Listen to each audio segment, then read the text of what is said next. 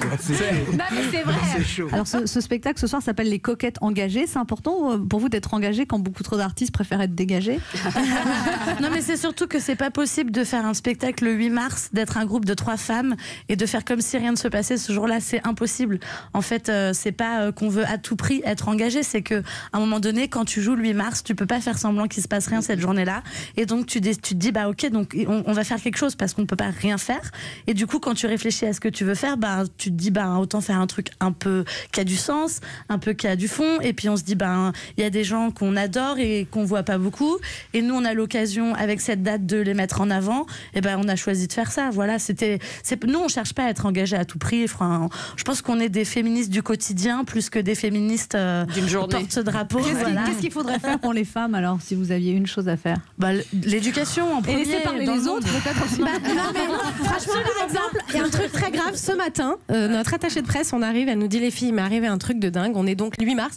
J'attends mon Uber, je fume ma clope, j'éteins ma clope, je monte dans le Uber, le mec m'asperge de fébraise. Je lui dis mais monsieur, qu'est-ce que vous faites? Pourquoi vous m'aspergez de fébraise? Et là le mec lui répond mais madame, une femme n'a pas le droit de fumer, elle doit s'occuper de la maison, faire la vaisselle et s'occuper de son homme. Et elle doit sentir bon.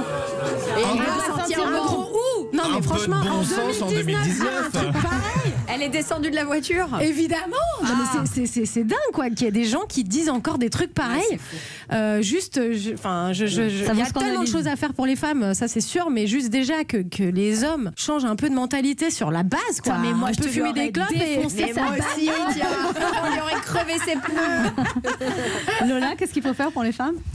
Moi, je pense que le premier truc, c'est l'éducation. Voilà, éduquer nos petites filles et éduquer nos petits garçons. Nos petits garçons. Voilà, moi j'ai un petit garçon et mon travail en tant que mère et donc en tant que femme, c'est d'essayer de l'éduquer dans le bon sens pour qu'il respecte les femmes. Exactement. Un truc normal. Normalement, on n'aurait pas besoin d'y faire gaffe, mais puisqu'apparemment faut le faire, on va le faire. Qu'est-ce qu'il faut faire pour les femmes, Marie Fagundo?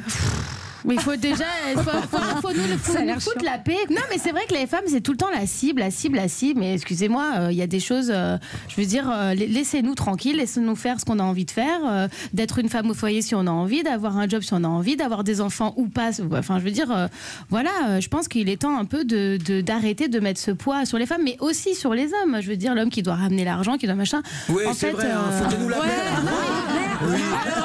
On est opprimés. Vous avez quand même moins de problèmes que nous, mais je veux dire, je pense qu'il y a un peu de ça aussi.